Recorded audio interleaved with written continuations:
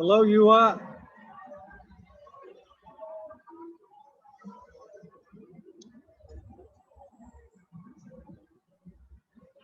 Hello, John. Hello, John. How is Miami? How you doing? I'm fine. I'm fine.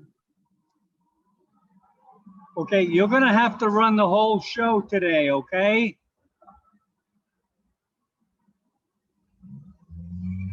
Yes. Is that okay, Juha? We try to manage without your Yeah, no, I'm experience. gonna be in the background, but my system Okay. crashed, and right now I'm on outside McDonald's in South Beach, starting this. So What I'll happened? just What happened? my system crashed, Oh. but that's okay. We can still do it. We can still do it. But Okay. you have to, like, I'll introduce you and you just run the whole show. Okay. We will try to manage without your. Yeah, if there's a expert problem, help. I'll be in the background. But there's a lot of bus noises and everything else. So I want to stay in the background. She's recovering or You can hear them something now. serious? Yeah, let me take off my background here. I'll show you.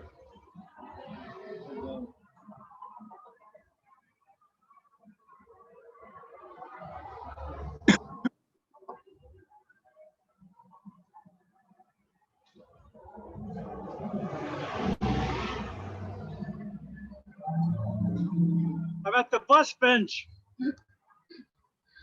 Oh my goodness. It's okay. It's okay. I just have to start it. That's all. And then I'll mute like now.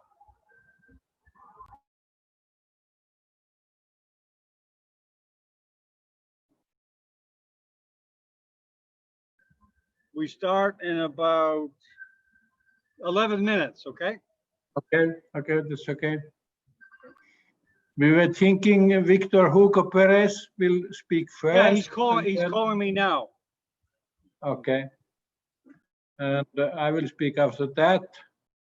Subin after that, and Hugo Andrade is our last speaker. I didn't catch any message from Luis. Luis from Madrid.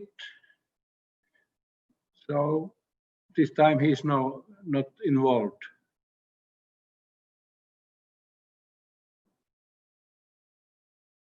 Oh, he's mute. Okay, yeah, Victor's in.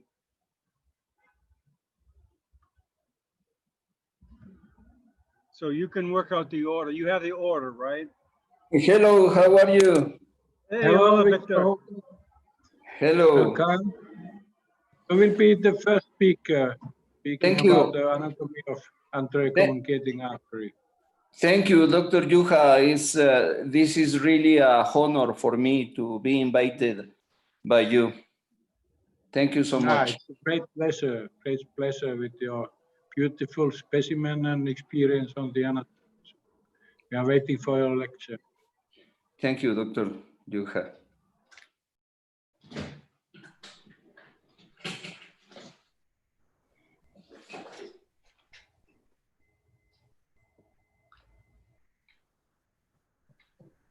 Hugo, how are you doing?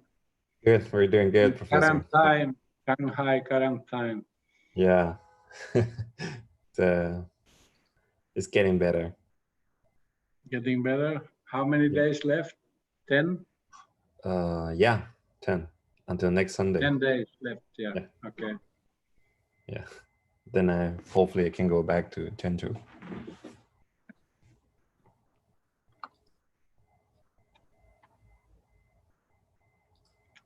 You get food once a day in the morning, or how is it? No, so I need to order on my phone, and they have a fixed menu, but the food is terrible. And yeah, there's a McDonald's in front of the hotel. It's just 200 meters away from here, but I cannot order any food. It has to be only from here. You cannot go there? No, I cannot even No. order.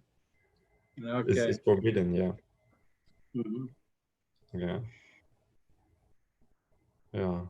But it's It's good. 12.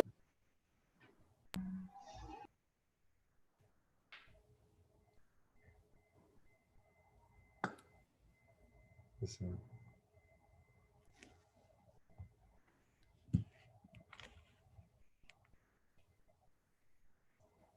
Victor, how are you? Hello, hello, Hugo. How are you? Good. Here in Mexico, we are okay. Yeah. Yeah. How's the situation there? Still fighting with COVID, Yeah, I but think the the planet decided to have a sabbatical year. yes. Yeah.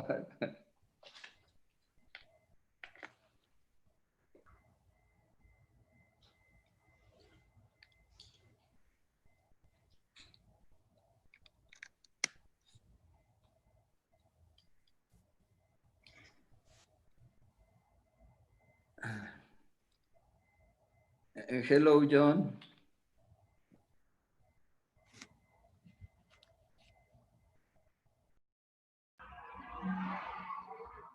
Hello, John.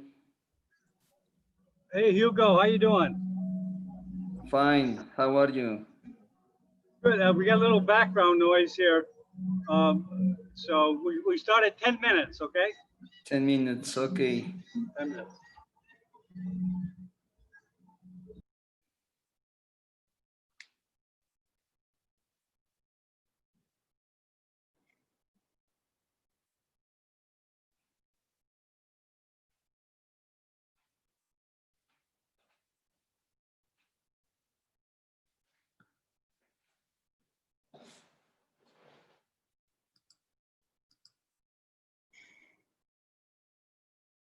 We are waiting for Subin.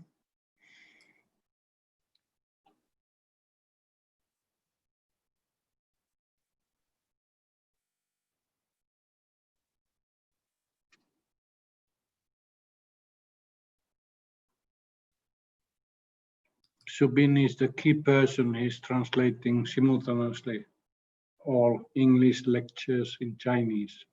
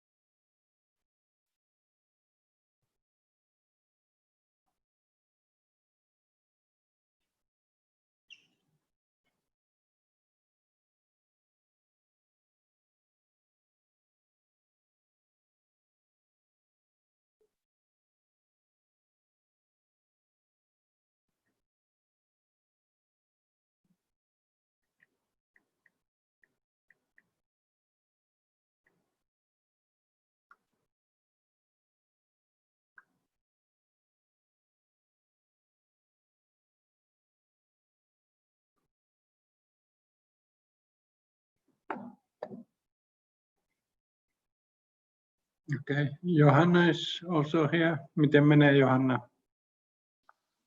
Hei Juha, hyvin menee, kiitos.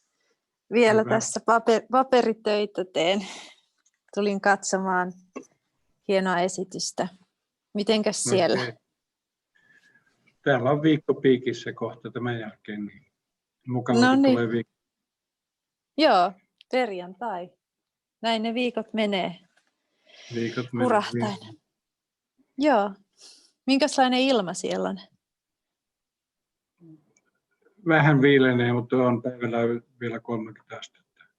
Joo, täällä on ollut tosi Kuuma kylmä hellee. nyt. Täällä on tosi kylmä ollut. Nyt on ollut myrskyä, kaatunut puita ja sähköjä on poikki. Niin mä oon seurannut. Joo, Ailan myrsky on siellä käynyt koko maassa. joo. Johnilla on vähän ongelmia ilmeisesti. Hän laittoi mulle viestiä, että hänellä tippuu jotenkin yhteys. Hän ei saa esiteltyä sinua. Laittoi viestin äsken. Me selvitään tässä. Joo, katsotaan miten käy. Mä voin yrittää auttaa sitten, jos on sellainen tilanne. Hyvä. Mutta Kiitos. onnea esitykseen. Kiitos, kiitos. 5 minutes, we'll go, then we go. 5 minutes, Victor, then we go. Thank you, Dr. Juha. Yes. Subin is here, so welcome. Hi. Hi. Hello. Hi. Hi, Victor. 5 minutes. 5 Nice minutes. to see you. Okay. 5 minutes.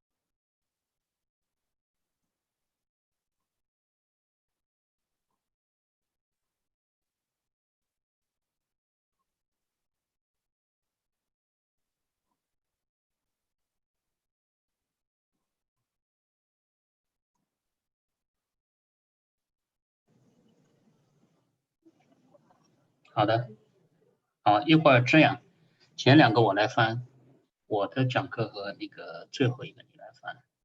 好。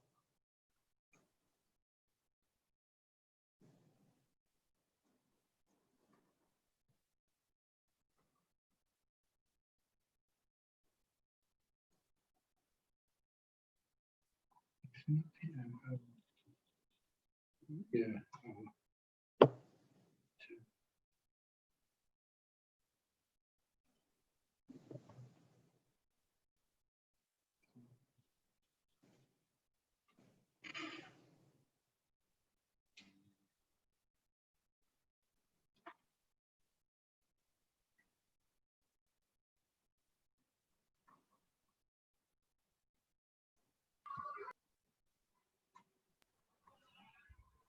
Okay, Juha, Yeah, 1 minute. Ben.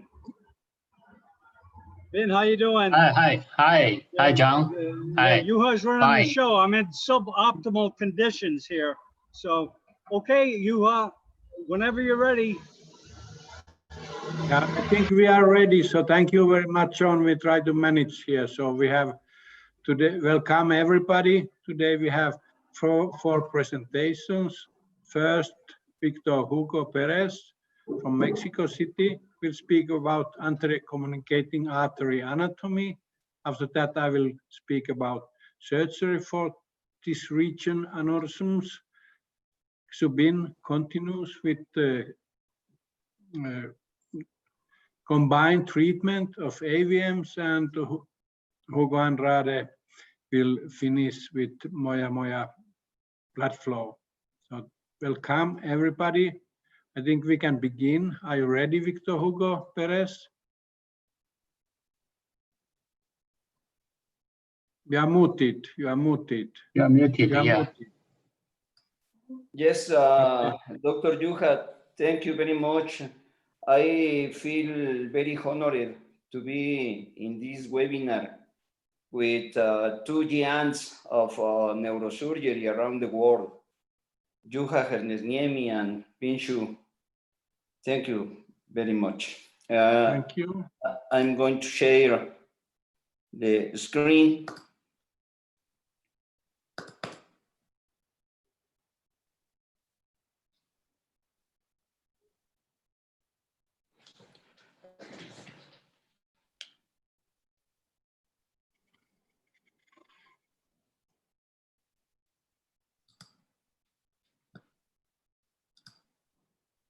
Can you see it? It's very good. Yeah. Just Okay, thank you. continue. Okay, I'm going to talk about anatomy of anterior communicating artery.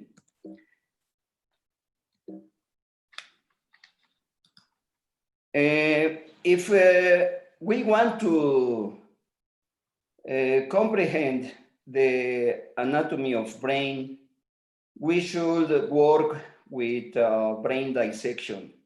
It's very important for brain surgeons. This is an injection of brain arteries.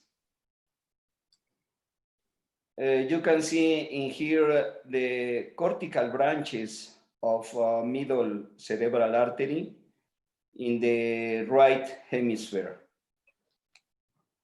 Here we have the frontal lobe, temporal lobe, parietal lobe, and occipital lobe.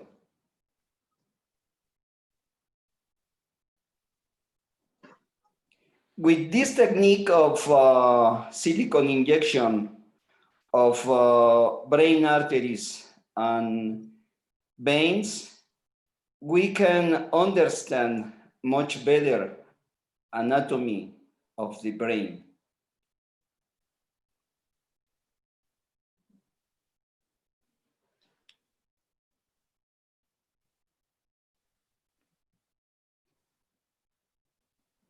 This silicone goes to the very small arteries of the brain. This is an advantage to understand vascular anatomy of the brain.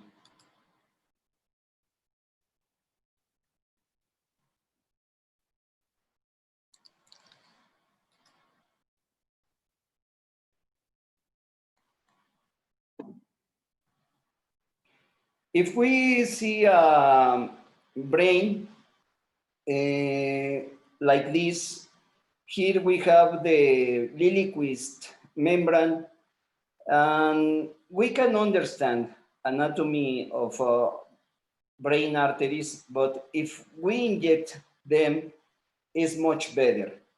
Like in this exercise of injection of the Lavée and also Trolar veins,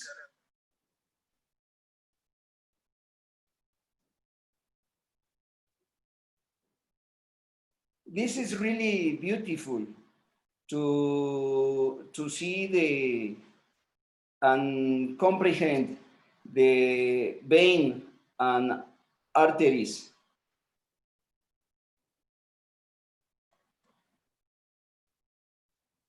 The anterior cerebral artery is divided at the anterior communicating artery into two parts. Proximal, also known as pre-communicating segment, and distal, the post-communicating segment. The proximal part, extending from the origin of the anterior communicating artery, constitutes the A1 segment. Here we have the supraclinoid carotid artery in the right side, and then we have the anterior cerebral artery. This is a middle cerebral artery, and as you can see in this picture, this supraclinoid carotid artery divides in two arteries. The shorter is anterior cerebral artery. This is pre-communicating artery, post-communicating, and this is the anterior communicating artery. Here we have the posterior part of circle of Willis. Here we have the posterior communicating arteries, and then basilar artery and posterior cerebral arteries. The anterior communicating artery constitutes the A1 segment. The distal part is formed by the A2 infracallosal, A3 precallosal, A4 supracallosal, and A5 posterocallosal segments. The anterior cerebral artery is the smaller of two terminal branches of the internal carotid artery. Arises at the medial end of the sylvian fissure. Here we have the sylvian fissure. And this artery is lateral to the optic chiasma and below the anterior perforated substance. Here we have the chiasma, and here the optic nerves. It courses anteromedially above the optic nerve or chiasma and below the medial olfactory striate to enter the interhemispheric fissure. Near its entrance into the fissure, it is joined to the opposite anterior cerebral artery, as you can see in here.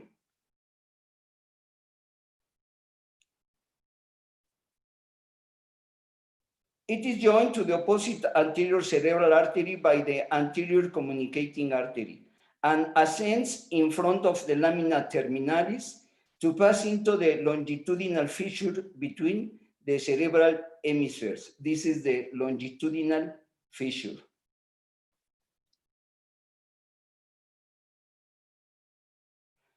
This is a panoramic view in which we can see the optic nerves, the chiasma, lamina terminalis, and the localization of these anterior cerebral arteries. A1 segment sending some branches to the anterior perforated substance. Here we have the A1 of anterior cerebral arteries, sending some branches to the anterior perforated substance. Most of these arteries arise from the proximal half of the A1 segment. And this one, as you can see, they are branches coming from anterior communicating artery. And this anterior communicating artery is very short. The A1 causes above the optic chiasma or nerves to join the anterior communicating artery. The junction of the anterior communicating artery with the right and left A1 is usually above the chiasma, as you can see in here. Let's go to see a panoramic view of this. In this picture, you can see chiasma, optic nerves, supraclinoid carotid artery, right side, left side, and this is middle cerebral artery and posterior communicating arteries, basilar artery, and this is known as circle of Willis. I resect these temporal lobes in order to see much better the middle cerebral arteries. The A1 is a favorite site on the circle of Willis for hypoplasia. A1 hypoplasia has a high rate of association with aneurysm. It is found with 80% of anterior communicating artery aneurysms. And this is the only anatomic variant that correlates with the location of cerebral aneurysm.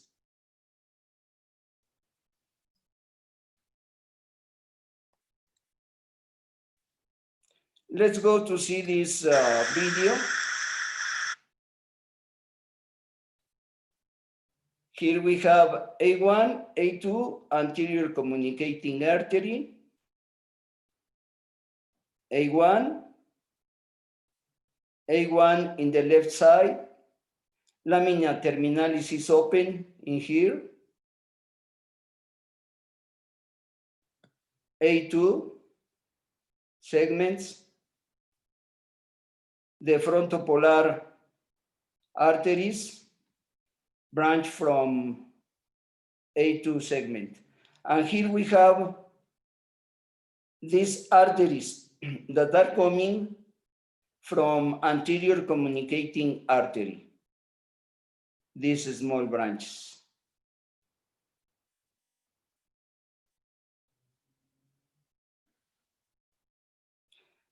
Lamina terminalis is open there. The A1 and A2 and the anterior communicating artery give rise to numerous basal perforating arteries, as you can see in here. Numerous perforating arteries coming from A1 segment and middle cerebral artery, A1 segment. The fenestrated anterior communicating artery is found in a low percentage of brains, as you can see in here. This is like an azygous variation of this left A1, but we can see it that as a fenestration because of these fissures. While the thermic artery originates from the anterior communicating artery and is found between 1 to 10% of the brains.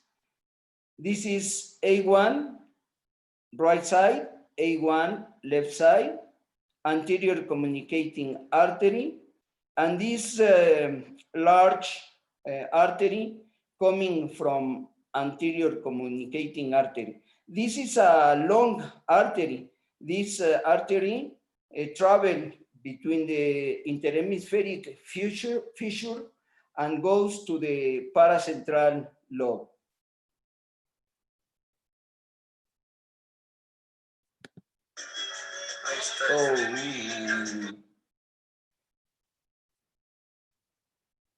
Here we have optic nerves,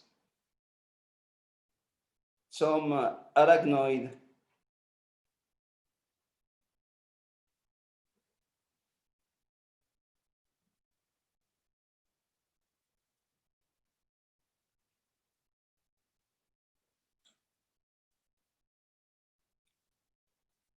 in this region. We have the lamina terminalis,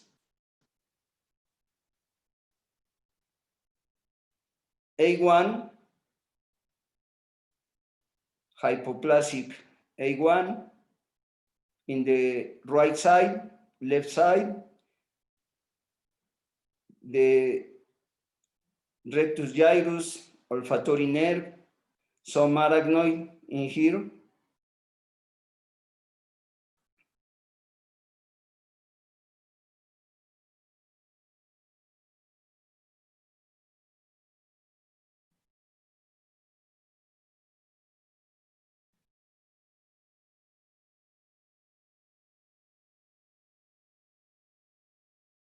The distance between this part of the brain, the gyrus rectus, and the anterior communicating artery is almost 10 millimeters. And here we can see two A2 segments, small A2 segments.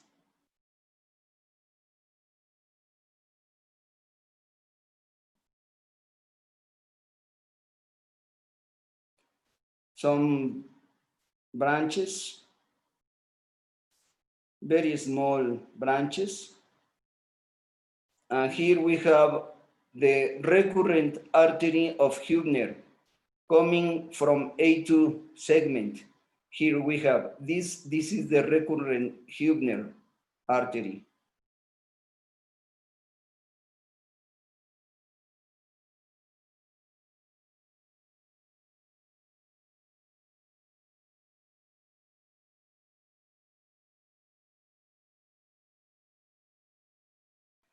Hypoplastic short and long anterior communicating arteries are also observed, as well as the presence of communication between both anterior cerebral arteries due to the junction of their respective walls, but without the formation of a true anterior communicating artery, as you can see in here. Here we have A1 in the left side, A1 in the right side, and this is a junction between these anterior cerebral arteries, but without a real formation of an anterior communicating artery. Its importance lies in the number of perforating arteries. It originates with a range of 1 to 11 perforating arteries with a diameter between 500 microns and just under 100 microns because of their vascular territories that they irrigate. The number of branches originating from the anterior communicating artery is small, usually 0 to 4. And they supply the suprachiasmatic area, the dorsal surface of the optic chiasma, and the anterior perforated substance. These branches have been classified as short and long, the former supplying the lamina terminalis and the preoptic region of the hypothalamus. The subcallosal artery, which corresponds to a long branch, supplies the anterior commissure and the septal area. In surgery of this anterior communicating artery, it's very important to preserve these small branches. We have to remember, to understand that sometimes one of these artery coming from this small anterior communicating artery goes to the hypothalamus region, and this artery irrigates the anterior nuclei of the hypothalamus. So if we damage this small artery in these regions, we could have an imbalance of control of temperature, body temperature.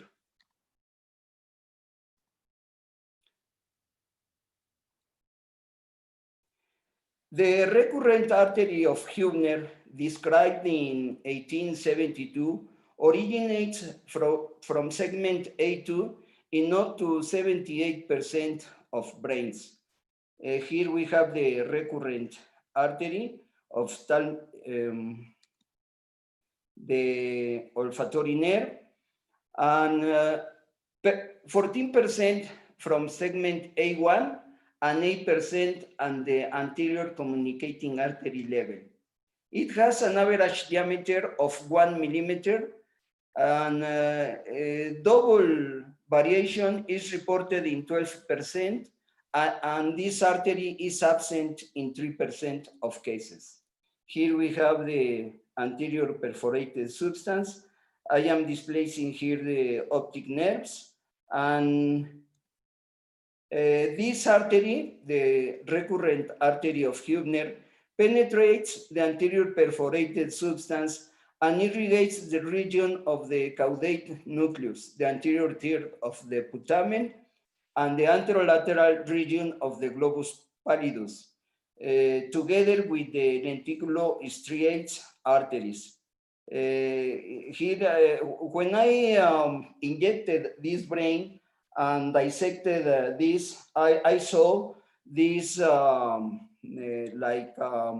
small hemorrhage inside this basal ganglia.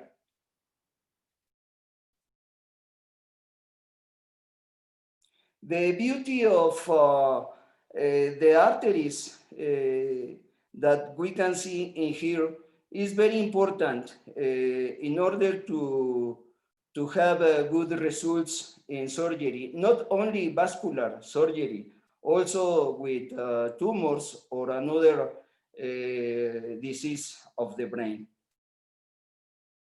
Thank you very much, Dr. Juha, Dr. Vinchu Andrade, and everybody.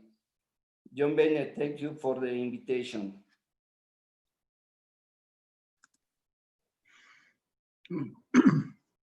Thank you, Victor Hugo Perez Perez. It was wonderful presentation, and you have really wonderful specimen. So it is really one of the best I have seen anatomical specimen, and you will certainly with this silicone injections methods see the anatomy extremely well, and you can study and you see all the details of this region and other regions of the brain vascularization. So I really enjoyed this lecture, and after that I will speak about microsurgery, but I will ask if there are any comments, questions to Victor Hugo Perez Perez.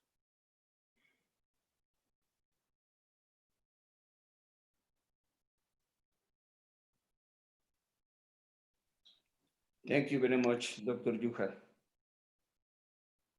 Xubin, is there any that kind of highest level neuroanatomical laboratory in China? Yeah. Do you have in your hospital that kind of laboratory? Yes, we also have the, yes. You are using the same method with injections, silicone injections? Normally, it's already injected in the vessels. So we just bought it. Okay. Yeah. You are paying in China or abroad? Yeah, yes, from China. China, okay. Yeah.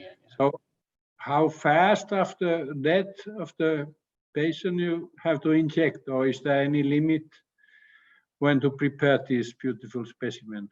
Victor? Okay. Sometimes we have the opportunity to inject 1 day, 24 hours after death of the people. It's much better to make this kind of injection in fresh brains. But we can also inject the brain in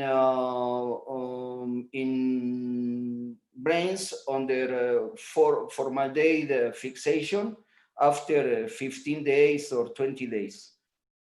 If they are well preserved, not problem with the injection. But it's much better to do that in situ. Okay, I understand, yes. Yes. Some other comments? Edgar, you have some comments on the beautiful anatomical lecture from Mexico? I see Edgar Natalis. Yeah, do you hear me? Yeah. Yeah, I know the great work of Victor Hugo is really wonderful. He's a very dedicated anatomist, and his works are very clear. He has the capacity to investigate even the possibility of new anatomic landmarks. So I congratulate Victor by his great work. Thank you very much, Victor. Thank you, Dr. Edgar Natal. Thank you, dear friend. Some other comments? If not, then I will go to my presentation on the surgery of anterior-communicating artery aneurysms.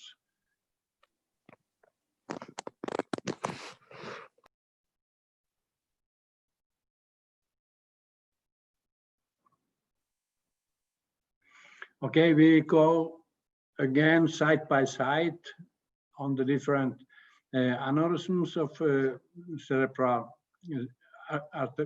arteries. Now I speak about surgery of aneurysms of anterior communicating artery. Last time we had A1 aneurysms. Now we are coming to the midline. And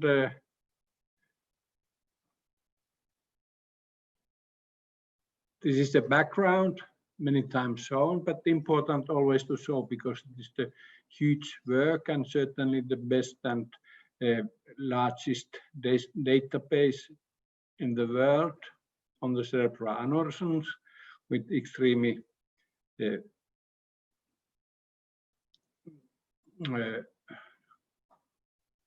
good data and also long-term follow-ups of the patients and outcome of treatment. So this is very important to have in these cases. So more than 18,000 patients and more than 22,000 cerebral aneurysms. This means that there are more than 4,000 ACAM aneurysms in this combined database. And interesting to note that the first angiographies were done in Finland already before the Second World War, and also the first aneurysm was operated on that year. So these were the primitive methods of treating aneurysms. After Second World War, neurosurgery began to become more common, but aneurysms were ligated with silk or linen threads, and regular clips were put on the base of the aneurysms. So these are the site of aneurysms in the Finnish databases. So we see that the anterior communicating artery aneurysms are 22%, excluding the pericallosal artery aneurysms, which are for some reasons rather common in the Finnish population.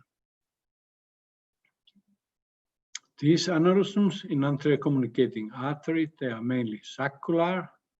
Usually they are small or medium size. In our database, there were only 2 giant-sized anterior communicating artery aneurysms. There are 4 main directions. One inferior direction is directed to the chiasm optic nerve, then one forwards, and then one upwards between A2s, and then of course the posterior direction is posterior to the anterior communicating artery. And as we saw in Victor Hugo Perez lecture, so the posterior direction, they are very close to the perforating branches coming from the anterior communicating artery. And this is extremely important when treating these aneurysms by open surgery. These aneurysms, as mentioned, they are mainly small.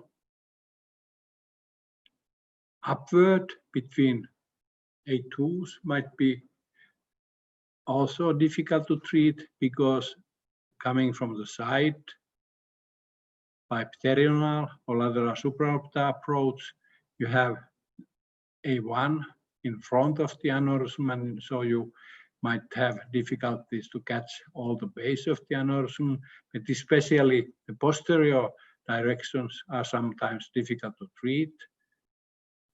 Preserve these perforators are crucial, like Victor Hugo Perez mentioned. They feed very important areas, and lesion in perforators will produce usual amnestic syndrome in these patients, which you can see also after bleeding, transient amnestic syndrome. That if the perforators, posterior perforators are damaged, so you have a long-term amnestic syndrome, making the patient different person. The patient have long-term confusion and memory deficit, and in the acute phase, if you have a perforator injury, then they have also electrolytic disturbances, very common and sometimes difficult to treat. So because of the lesion in these perforating arteries, you might have rather high morbidity after treatment, especially because of the amnestic syndrome. The patient looks the same, but his memory is different, and also the behavior is different. So it is a rather big social problem if that kind of complication occur. We have diagnosed these aneurysms after initial CT showing subarachnoid hemorrhage. We have done immediately CT angio, and we have been happy with high-level CT angios to treat these aneurysms.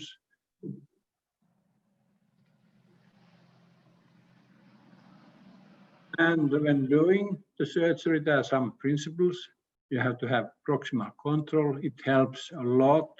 Proximal control, I usually put on both A1s temporary clip and not on A2s, because there's some backflow from the A2s, so you get more time to work sometimes rather complex aneurysms of anterior communicating artery. You have to dissect carefully the base. The base is usually directed to the side of the dominant A1. I prefer to go approach from the dominant A1 side, which is more common. The left A1 is dominant, so I operate more common on the left side than on the right side. There are, of course, differences, the different microsurgeons. Some neurosurgeons prefer always to go from the right side, but I prefer to go from the dominant A1 side, because I can put temporary clip there and then I feel more safe immediately. When operating from the left side, you might, as right-handed surgeon, you might have difficulties when you are very stable, sitting, the head end of the patient not moving, then you might think you have to use your left hand to clip the aneurysm. I have solved these problems. I turn the microscope so that I'm operating from the side of the patient, so I can use my right hand also very well on the left side. So it doesn't matter anymore which hand is dominant when you turn to the side of the patient. I feel I can see by far better the anatomy when I turn me totally to the side of the patient. So for different types of aneurysm surgery, like everywhere with different sites, you have elective aneurysms, unruptured aneurysms, then you have acute surgery in ruptured aneurysms. There are also aneurysms with hematomas in anterior communicating aneurysms. I will show next time ruptured and more complex aneurysms. And then we have advanced approaches if you have large, giant fusiform aneurysms like I mentioned the giant aneurysms are rare, but they may, and large ones may need very specific approaches, sometimes also bypass surgery. So when planning, like many times mentioned, you have to take a look, how is the patient, other diseases, age, then what is the grade, Hunt and Hess or World Federation or old grading of Potterell, if there is intracerebral hematoma, size of the aneurysm, and if there are any calcifications. This is very important. Surgical strategy, I always think how the aneurysm is directed inside the head and tailor my approach, tailor the head position. According to that, I have always positioned the patient's head myself in the skull clamps, formerly Mayfield, nowadays Sukita clamp, and think carefully how the aneurysm is directed. Then you should have a good working angle, and I change the head position frequently. I ask the anesthetic side to take the head higher, lower, frequently during the operation. And because I'm using the mouth switch in the microscope, so I can myself also very fast when standing change my angle in the operations. And as mentioned, on the left side, I go to the side to change my dominant right hand so that I can work also very well on the left side, clip the aneurysms. And this is the craniotomy shown many times. Lateral supraorbital approach I have used since 80s, advantages, very little temporal muscle atrophy, never facial branch injury, and it is very fast and simple. So in 10 minutes, I'm down, opening, have the dura opened.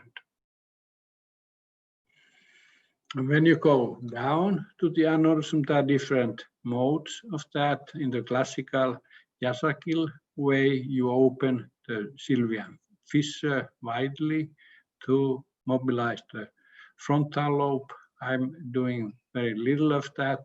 Sometimes I open the proximal sylvian fissure to find carotid bifurcation and A1, and then follow to the midline. But many times I go directly to anterior communicating artery and dissect on that ipsilateral side A1, and then I feel safe. I use water dissection to clean the area and separate structures. Sharp dissection should be done when coming to the goal, and as mentioned, I use usually temporary clips on both A1s, except in the case when the aneurysm is directed down, it may prevent contralateral A1 temporary clip. That's why I think it is good to go from the dominant side. You have at least on the dominant A1 temporary clip to have less bleeding if there is prematurate rupture. In fresh aneurysms, subarachnoid hemorrhage, you may have red, angry, swollen brain. You have to change it to slack brain. And my trick has been, I go through the smallest gap to lamina terminalis, open it. Sometimes it's not possible in ACAM aneurysms if the aneurysm is directed down. So you have to be very careful when going there. So then you have to suck basal assistance, but I have been using extremely seldom ventriculostomy. And of course, extremely good neuroanesthesia helps to have a slack brain. You should not go with spatulas to the aneurysm side, compressing frontal or temporal lobe. You should create space. You okay? Okay, you go ahead. you should create space by sucking CSF from basal systems, and when the brain is slack, then you are ready to go to the aneurysm. This counts for all aneurysm sites. So I will show some examples. Unruptured aneurysm this time, and then next time I will show ruptured and more complicated aneurysms. So this is from Helsinki experience, edited by Juha.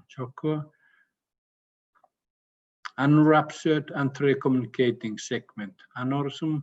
There is A1 on the other side, is very small, and as I mentioned, I go from the dominant side.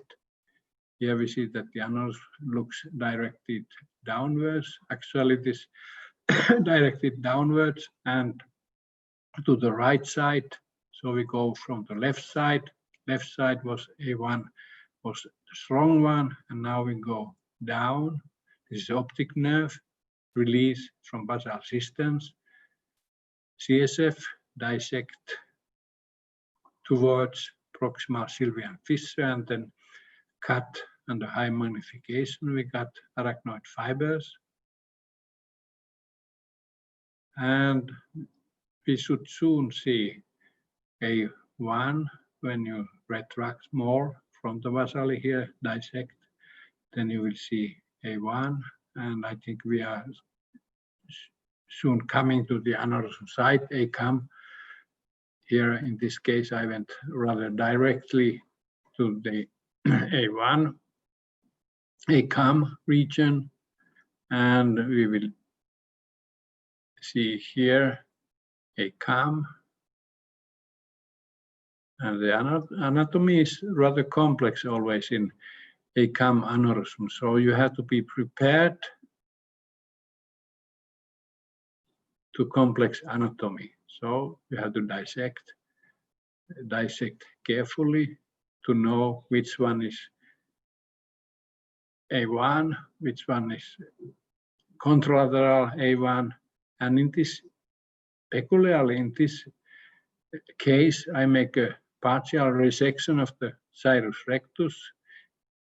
Sometimes the ACAM is located more anterior or more posterior. In this case, it is more, location is more posterior, and also the aneurysm direction is upward for clipping. Now I have caused arterial bleeding there. How to manage that? Of course, this is, as mentioned, there's a very important Heubner artery. So I put the patty there, and now I put the spatula to compress it. And so the bleeding stops and will stop during the operation when the spatula is compressing the bleeding with the patty. And now we go to dissect the aneurysm. So the aneurysm, first, when you take a look, it looks that this is the aneurysm. This is not. If you put a clip, then you have terrible complications, infarction of the brain. So you have to dissect carefully.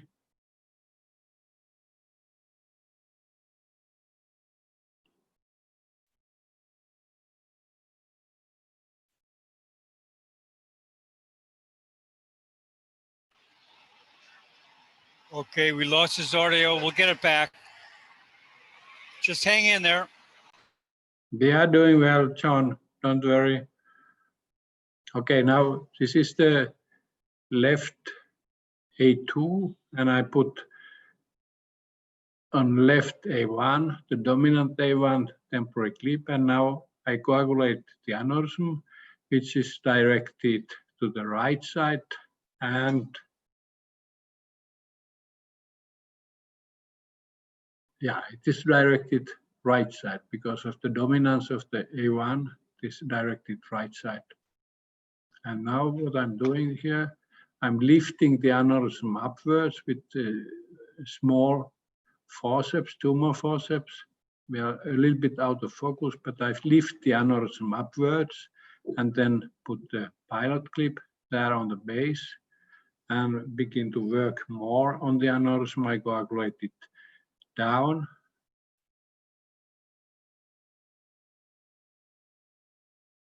take the temporary clip out. You have to be very careful when you have two clips in the same region so that the handles are not touching each other. You may have catastrophic complications. Now,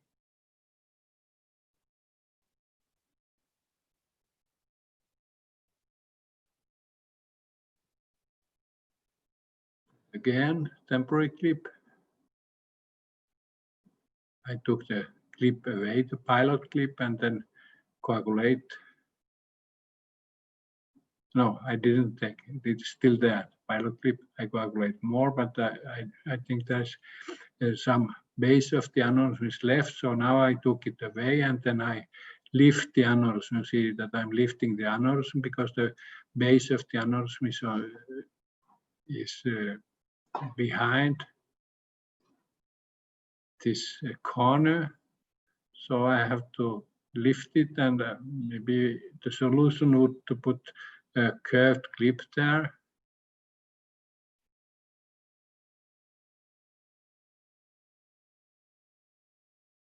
But I use a straight clip here, maybe lifting, sucking the aneurysm inside the clip. Now this is the small forceps, tumor forceps. I'm lifting, drawing the aneurysm inside the clip to have a perfect clip at the base of the aneurysm. But looking at that, I would maybe better would have been a little bit curved clip there, but I think it is okay. Now, so checking the situation, then we usually use Doppler and make ICG, and then it is done. And you see that after compression with the spatula, the bleeding stopped there. And then we put some papaverine on the place, and these are the postoperative pictures, CT angio, perfect clipping of the small aneurysm, and good recovery of the patient. So next patient has also unruptured aneurysm. Unruptured aneurysms are better to show the surgical techniques because the anatomy is clear.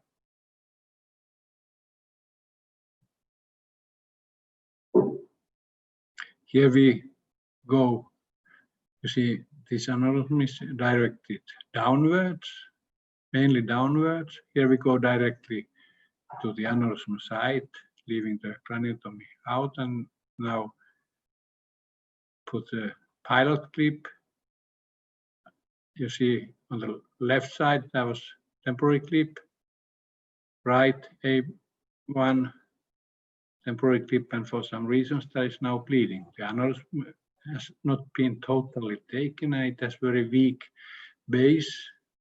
So we coagulate here and check the cause of the bleeding.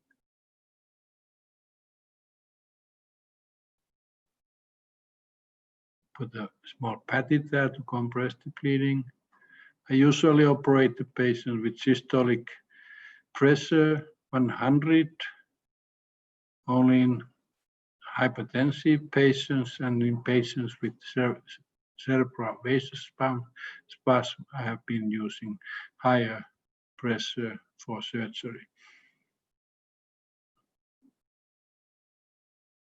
Now it looks that there is a very thin part is outside of the clip at the base of the aneurysm. So this must be taken. The main part of the aneurysm has been clipped, but there's a very weak part of the aneurysm here. Here I cut the aneurysm. We collected big number, hundreds of aneurysms for basic research, and resulted a lot of many research papers on aneurysm wall and formation of the aneurysms in Helsinki. So now we have to take very carefully care of the aneurysm. So I took the clip out, pilot clip, and then coagulate down the aneurysm. And once more, clip out, and then we should take care of this very thin part here. So it will be coagulated down, shrinking down, and now I got nearly all the base besides my bipolar forceps, and now the clip is going there. With suction, I'm sucking the aneurysm remnant inside the clip and take the left side temporary clip out, and here again very carefully taking the temporary clip out, and then once more coagulating, killing the aneurysm, still changing. With sucker, I draw the aneurysm inside the clip and put one more clip here. So now, usually papaverine, and these are postoperative CT angios showing exact clipping of the aneurysm. And one more, two more videos. This video is not running. I have clicked. It's not. This video is not running. So next one.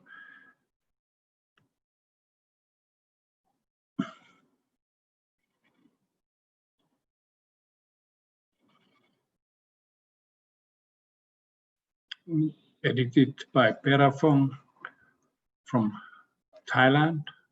Anterior communicating aneurysm looks rather complex, forward, upward between a tooth.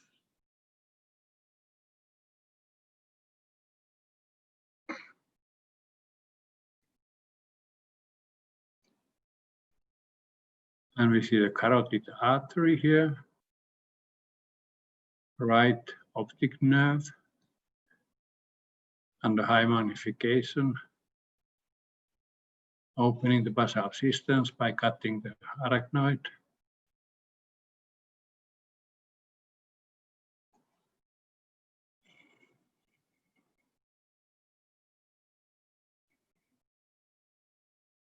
And opening in direction of the proximal sylvian fissure, but not opening the sylvian fissure like the classical way is to open the whole sylvian fissure to mobilize the anterior, the frontal lobe. Now we see the aneurysm beautifully. You see the weak part, like blood is going around there. And now already I put temporary clip on the left contralateral A1, and then on the right one, which is dominant here. And now this is the pilot clip going on the broad base of the aneurysm. I'm sucking with the suction. Now the soft aneurysm, put the pilot clip and check the situation now. Help with the temporary clips. You see the aneurysm is slack, and we should now take a look on the perforators. Usually they are not in this direction in danger. If the aneurysm is posterior direction, then it is in danger. Next time we will see the posterior direction, how to manage with the posterior direction perforators. Now I take the temporary clip out. Not yet. I put another clip. I had two clips, and I took the lower one out, and I open this clip, and it is, I'm going oblique to the aneurysm, so it is not taking all the base of the aneurysm. I suspect. Took the temporary clips out, shaking coming from the mouthpiece. Then right A1, clip taken out, and then we make ICG. I think the work on this aneurysm has not yet finished, so I coagulate it down. And I think the clip is not taking all the pace of the aneurysm, but I shrinken the aneurysm with the help of this clip and then dissect more. This is the check on the both sides of the aneurysm and then put one clip and take the original pilot clip out. The upper clip is only to prevent the rupture of the aneurysm when manipulating, and now I take the clip out and change. Smaller clip, more slim clip, micro clip, long micro clip, and take this clip out, and now check the situation. I still think it is not, I'm not good, so I'm traveling with the clips. I go with the clip proximal to the present one, all the time checking on the base of the aneurysm, and now still some base remains, I think. I coagulate down the aneurysm and one more clip there. And this solution is accepted, this is the final clipping, and now ICG is done and shows patency of both A2s, like you see also under microscope, and can hear with Doppler. And usually put papaverine on the operative area and then just closing.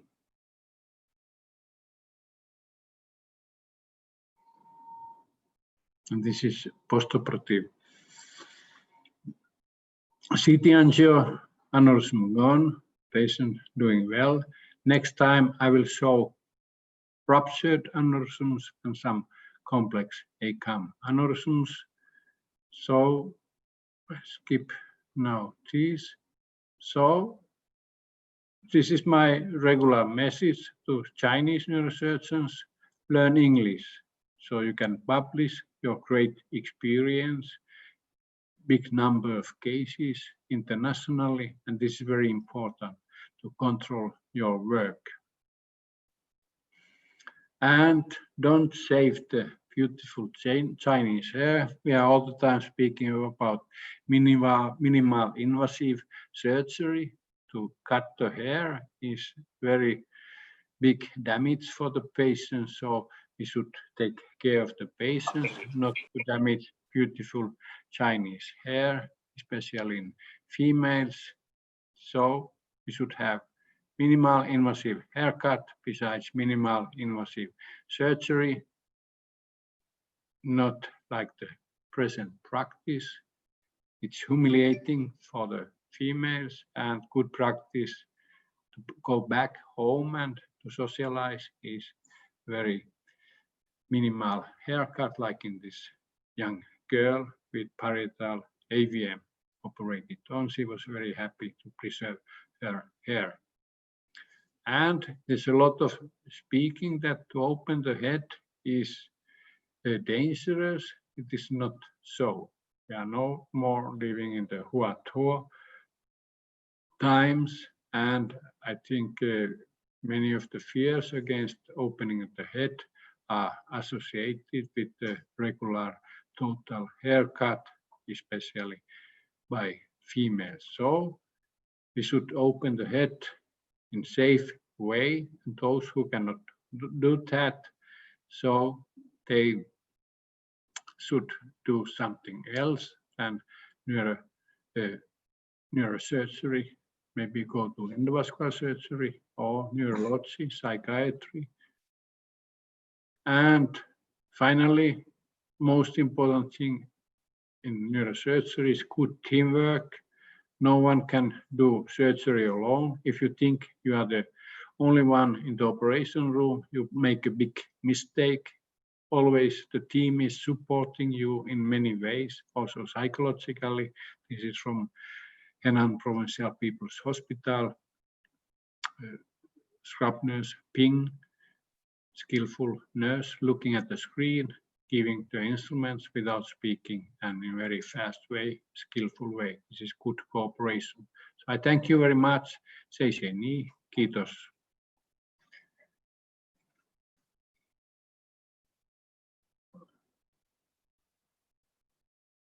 Okay, this was my lecture on ACAM aneurysms. Are there any comments, questions on that?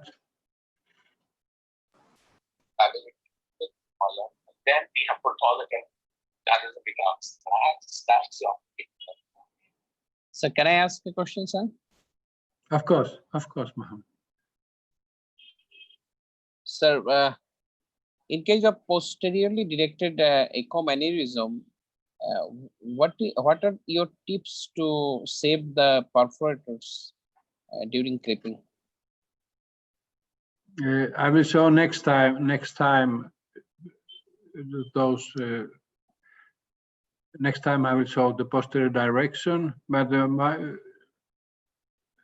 tip number one, both A1s, temporary clips, and then the second tip is that you have to make gyrus rectus resection to come to have a good view in the corner to see the aneurysm base, and usually you can dissect the perforators like we saw in Victor Hugo Perez, the beautiful anatomical specimen. We saw that these posterior perforators coming from anterior communicating artery, they usually are rather large arteries for perforators, and you can deaden them and save them. If you cannot, then the patient has amnestic syndrome and is a different person after your surgery. This is very important. It looks the same, the patient looks the same, but it's not the same for the family and for the surrounding, and usually no more able to work. And this amnestic syndrome is extremely difficult to repair by the nature. I will show next time posterior direction if that's Thank okay. You. Thank you, sir. There is a professor. There is a question from Bora Lux. She's asking whether you have any factors how to choose the approach site and rupture aneurysms. Right. I mentioned in the beginning that I like to operate from the side of the bigger A1, from the dominant A1, because I feel more safe, comfortable if I go on the side of a larger A1, so I can put immediately temporary clip there. And sometimes the aneurysm direction is so that I cannot go to the contralateral A1 with my temporary clip. So it is better to have the dominant A1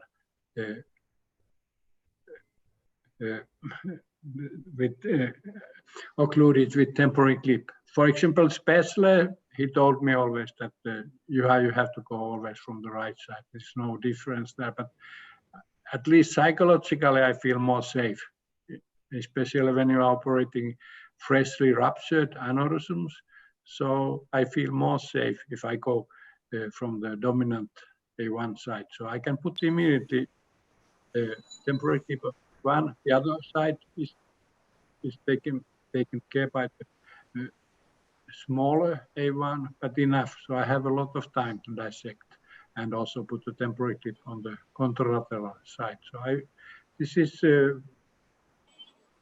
has been my choice, and I feel comfortable. And as I mentioned, I'm right happy. So in the beginning, you have the feeling that you have to like that the aneurysm on the left. I'm not my left hand is not good. I have clipped aneurysms with the left hand, but it is totally different from my right hand. So the solution has been in the left side. I turn the side face, and then my right hand is working very well for the left side approach. So this has been my practice.